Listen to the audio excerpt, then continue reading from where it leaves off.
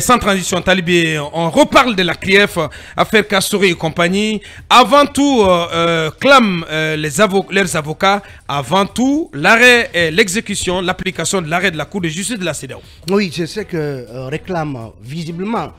En tout cas, on en a la confirmation hier. Vous vous rappelez, mardi dernier, Maître Amame Samori Traoré, un des membres du pool d'avocats qui défendent donc les intérêts des 3 anciens dignitaires, Kassouri Fofana, Mohamed Diané et Oyegui Lavouki, oui. Indiquait ici que, nonobstant l'état de santé du docteur Diané, ce dont il est question, c'est qu'ils ont décidé que leurs 3 clients ne se présenteraient pas aux différentes audiences de la CRIEF tant que une suite n'a pas été donnée à la suite favorable à l'arrêt de la CEDEAO qui demande à la justice guinéenne de libérer immédiatement et sans délai les 3 anciens dignitaires. Parce que, il faut le rappeler, le pool d'avocats de ces 3 anciens dignitaires a saisi la CEDEAO au regard de la violation de beaucoup des droits de leurs clients. Oui. Donc, hier, en audience, Oye Guilavogui, lui, était à la barre. Qui comparaissait. Voilà, contrairement à Mohamed Diané, mais il a tenu à asséner ceci. En tout cas, c'est ce que rapporte Mosaïque Guinée. Je crois que mes avocats vous ont saisi par écrit. Il s'agit de cette signification de l'arrêt de la CEDEAO à une en tout cas douzaine de personnalités guinéennes, dont le procureur spécial après la CRIEF Ali Touré. Donc l'écrit dont il est question, il s'agit de cet exploit d'huissier qui est arrivé en tout cas à Ali Touré entre autres vendredi dernier, et donc qui dit qu'il faut appliquer donc l'arrêt pris par la CEDEAO. Par la Cour de justice de la CEDEAO. Oye disait, je crois que mes avocats vous ont saisi par écrit, je voudrais être situé sur mon sort aujourd'hui. Donc Oye peut-être en venant à la barre espérait qu'une réponse serait donnée à l'occasion de cette audience. Qu'il rentrerait tout simplement à la maison. À la maison, au regard de l'arrêt de la Cour de justice de la CEDEAO. Mes avocats vous ont écrit disant qu'ils attendent l'application de la décision de la Cour de justice de la CEDEAO. Je doutais de l'impartialité de la Cour. Après tous les témoins qui sont passés, je me demande quelle justification sur l'utilisation de 50 millions de dollars. Je me demande dans quel procès nous sommes.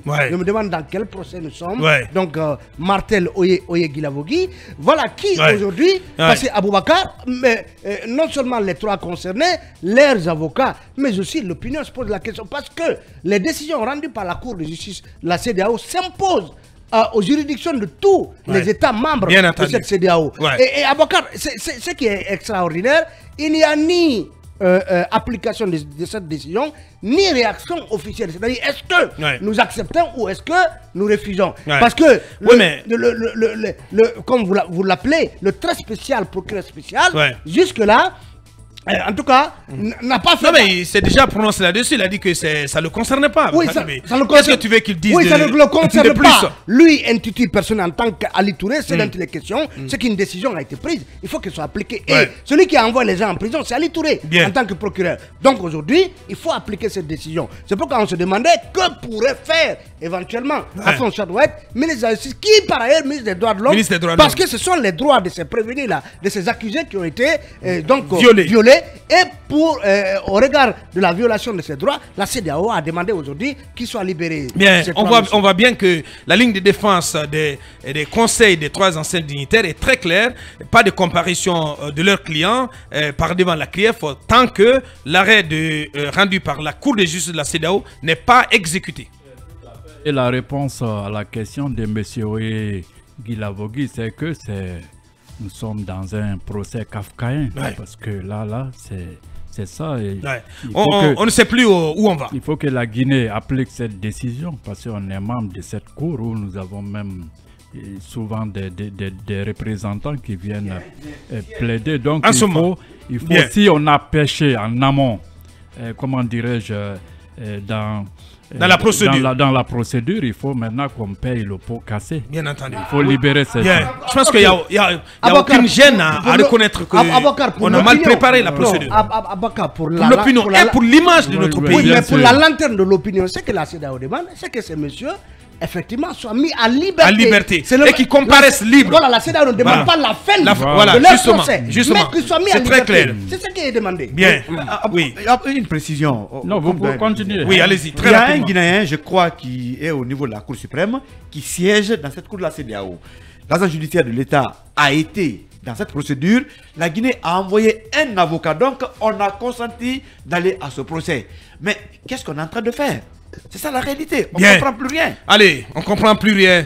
Et malheureusement, c'est dans cette situation que nous nous retrouvons. Nous marquons la pause, la deuxième grande pause dans cette émission. On revient pour évoquer le PNRAVEC avec l'adoption de 2 projets de loi hier par le CNT.